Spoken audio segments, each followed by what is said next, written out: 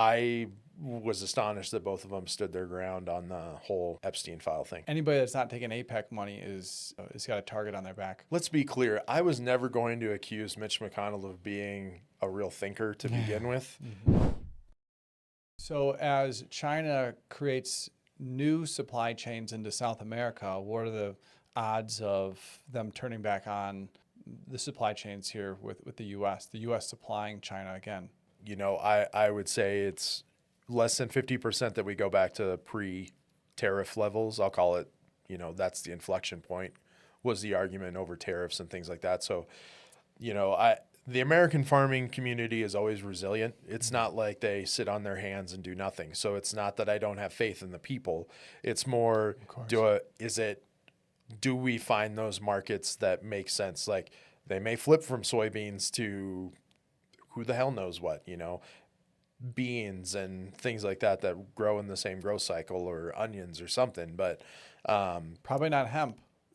Well, yeah, you can thank good old Mitch McConnell. He's going to keep screwing everybody right till the end, which is why there should be age limits on the whole Senate thing. But because people making decisions for you that aren't ever going to suffer the consequences of those decisions due to age. That guy's wild. Do you ever see him just kind of black out in mid-speech? It's just like the lights just turn off on him, and then they bring up his handlers and like, hey, nobody look at this. And it's like, that guy is not there.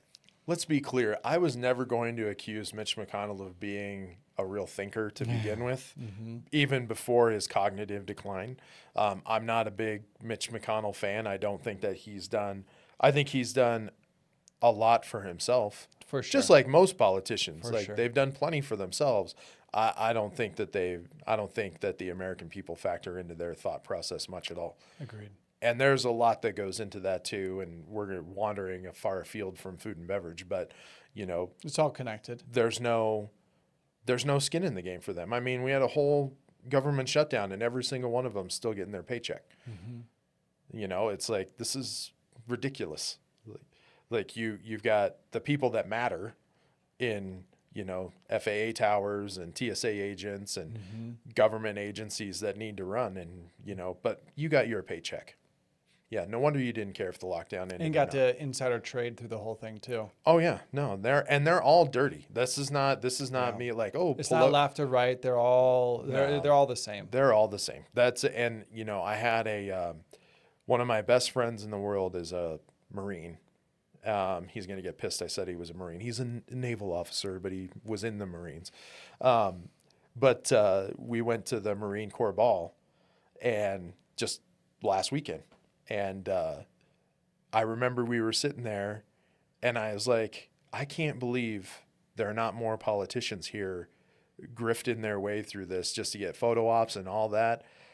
The second I get it out of my mouth, Lauren Boebert comes walking through the door. And what is she doing? She's taking pictures with every, and it's just like, you've got to be kidding me. Hey, I just wanted to jump in here and give a quick shout out to the sponsor of today's podcast, B Micro, the easiest way to sneak vegetables into any meal. Due to soil depletion, GMOs, and monocropping, Americans are not getting enough nutrients. So in 2018, I founded B Micro, the first freeze-dried microgreens company in the U.S. to help Americans get more concentrated natural nutrients into their diet. Microgreens are a phase in the plant's life when they're 14 days old and naturally the most concentrated in vitamins, minerals, nutrients, all the good things that we need. Our microgreens are grown here in the U.S. in soil and a greenhouse. They're certified USDA organic and regenerative organic. We grow, wash, and freeze dry them to extend their 1 week shelf life to over 1 year, allowing us to ship anywhere in the US without the worry of spoilage. We have 2 flavors, broccoli, backed by over 2,000 studies on sulforaphane and its powerful detox benefits, and a blend of red cabbage, radish, and broccoli, the most potent detox formula we've tested, offering you the most bang for your buck. Easily sneak these microgreens in any meal. Eggs, smoothies, pizza, pasta, even your kids' mac and cheese, you can't even taste it. Use code STEVE15 to save at bmicro.farm. She's gotten caught in a lot of compromising situations. Oh yeah, and because she's a Colorado congresswoman. Yeah, she went from, she was in Rifle and then she moved to Windsor. Yeah, she thought she could win more easily win, I think, that district. She can, because I think it's District 4, very red. Yeah, run by 1 or 2 well-off millionaire heavy hitters that fund all that. I mean, and she just, the one thing that her and Marjorie Taylor Greene did that. I'll give them this much credit on. I was astonished that both of them stood their ground on the whole Epstein file thing. I thought for sure they would cave. And they eventually. haven't taken, well, not that I know of, they haven't taken APAC money either. And so now they're being called traitors, and they're just like, anybody that's not taking APAC money is got a target on their back. Yeah. And don't get me wrong. They've both said deplorable things. Like, For it's sure. not like I'm sitting here like, oh, they're the my best, new for heroes. sure. Absolutely not. They're doing but, crazy stuff out there. but it's, they became part of the machine, right? And now they know how to play their role in the machine to stay in the machine. And that's the part that probably should bother everybody that nobody talks enough about, right? They get healthcare for life for free. Yeah. They get their salaries.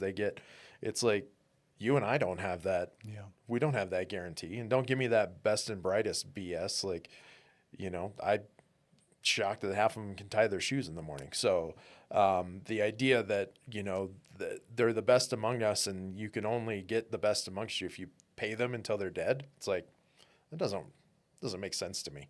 Well, Especially when you have the conundrum of what's happening with Social Security. You and I It's can't running rely out. on it, Yeah. but we pay into it. Yeah. So, there's just a lot of foolishness you see going on. Who do you like in the game right now? The game of politics? No one. No one. I think Barack Obama was the last one and I'm not saying he didn't become part of the machine. I'm not saying that he didn't have things that he did to be a politician. Absolutely he did. But he's the last one that was a prophetic orator. He was a real deliver statesman, the way that speech. he, yeah. Yes.